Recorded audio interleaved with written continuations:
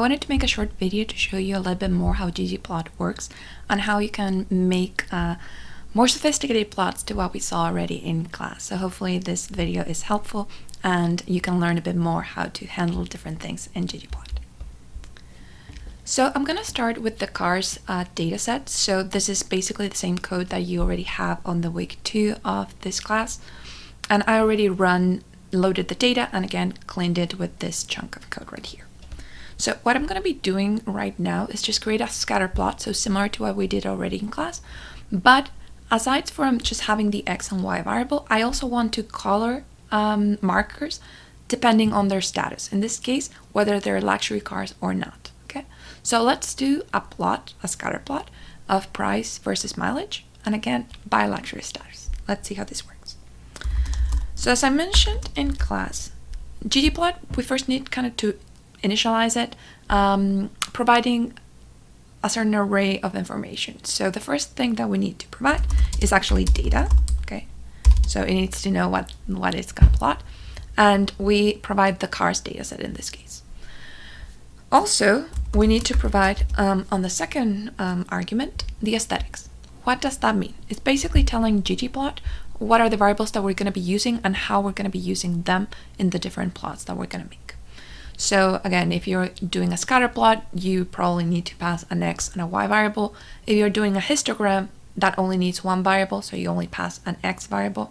So again, it depends a lot on what we're plotting. So in this case, the x variable is mileage, and the y variable is going to be price, right?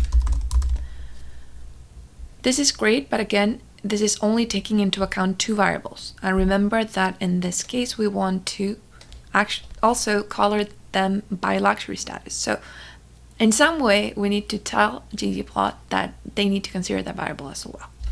But again, just to show you very quickly, if we're doing a scatter plot, remember that g_on_point is the function that we need.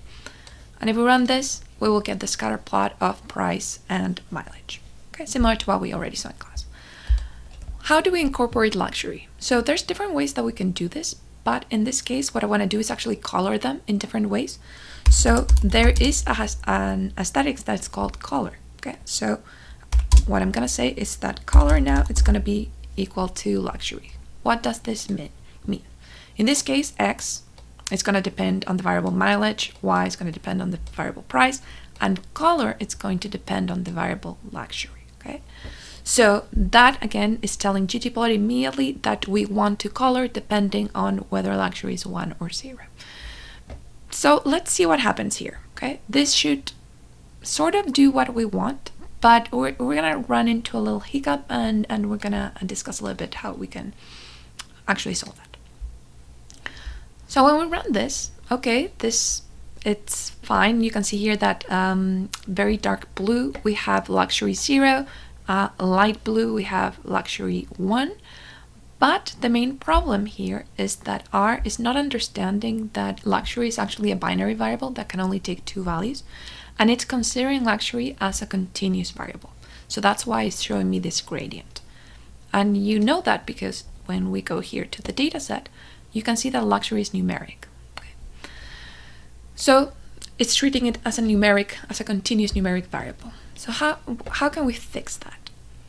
The way to fix this basically is to tell R explicitly that luxury is not a continuous variable, but is a categorical variable. And categorical variables in R are called factors. So the only thing that I need to do, super easy, is wrap this variable luxury in the function factor. So by doing that, basically what this is doing is saying, okay, I'm going to take all the different levels that are within luxury, in this case, just 2 levels, 0 and 1. And each of those, I'm going to say that it's a different category. So let's run this and see what happens. So as you can see here, we no longer have that gradient. We only have 2 different colors.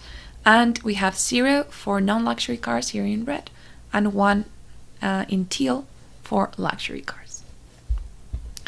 Okay, so this is great. This is a good kind of starting point in order to, again, now make this prettier. Okay, so first let's start with the minimal things. So the minimal things that we need in this case is actually change our labels. Remember that our labels need to convey the message that we want. And in this case, mileage is measured in thousands of miles and price in thousands of dollars. So we want to present that in the plot as well. So for that, I'm going to use two functions, xlab and ylab. Xlab changes the title of my x-axis, ylab the one for my y-axis. And I just included here. So in this case, it's mileage, and I'm going to say that this is in thousands of miles. And the same thing with price. I'm going to say that this is price, but again, just say that this is in thousands of dollars. Okay, so this is great. We changed the labels. Probably now what we want to do, you don't need to. I really dislike this gray color in the background, and I like how the theme minimal makes a ggplot look. So I'm going to use that. And I think that this already looks better. And we could stop here, sort of, but the main problem is that our legend is not very clear. For someone, again, that is reading this from the outside and doesn't have access to the data, this might be confusing. So we need to make it a bit more clear. And how can we do that?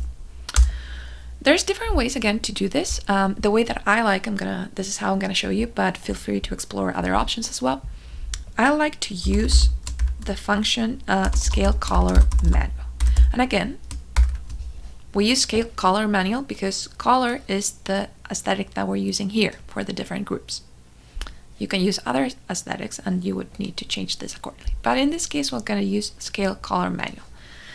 And this basically takes, at minimum, I would say, two different arguments. The first one is the title of the legend. So in this case, we're going to change this factor luxury, so it's something that people can understand. And the second one is actually the colors. Okay, so let's start with the title. Is this car luxury? Okay, that will be the title of my legend. I'm going to be very explicit about this. But again, you can put whatever it is that you think works. And then I'm going to add values that in this case, it's going to be just different colors. I could keep kind of those same colors or change them. I'm going to do sky blue and purple. Again, pick whatever you want. But make sure again that they're distinct enough so we can actually see them.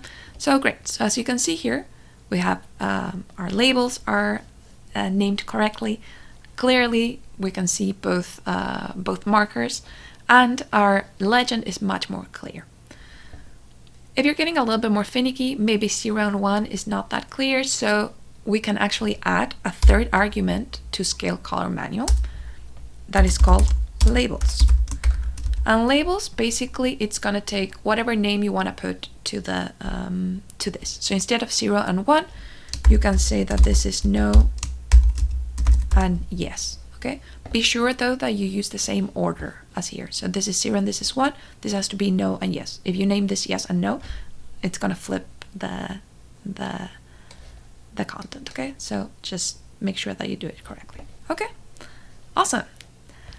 So we could stop here. That is fine. I'm going to give one more tip for people that are a bit more finicky about where to position their legend and show you how you can actually move it. Okay, so everything that you want to do in terms of how the plot looks, you do it within the theme argument. Okay, so this function right here, theme. And in this case, we want to move the legend. And as you can see, when I type legend, there's a lot of different options that appear. So again, you can really do a lot.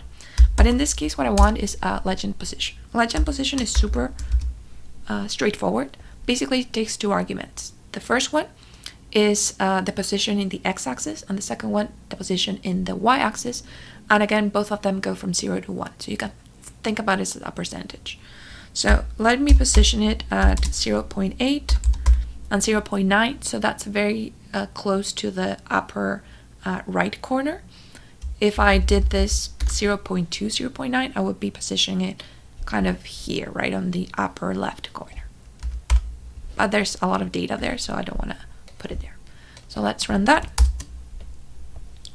And as you can see, great. We have now our data, our legend, sorry, in the right place. Our plot looks good. I think it's pretty enough. You can play around with the colors depending on what you like. But this is basically how you do a good kind of ggplot that, again, that presents the information that you want to present. That, I think, is the most important. So again, remember a lot of things. First one, label your axis. That's very important. Be very conscious about it and make sure that people understand what they're reading when you're presenting this plot, okay? If you're doing a legend, make sure that it's legible, okay? That you can read it, that is positioned in the right place, also that doesn't interfere with your data as well, and that is clear, okay? So people don't need to have access to the data in order to understand how this is working, okay? So check out the resources that I have on the website for more tips and tricks, how to change markers, different colors. I'm gonna post all of this below, and also how you can find new colors, for instance, or new themes for your plots, okay? Have a good one, and we'll see you in class.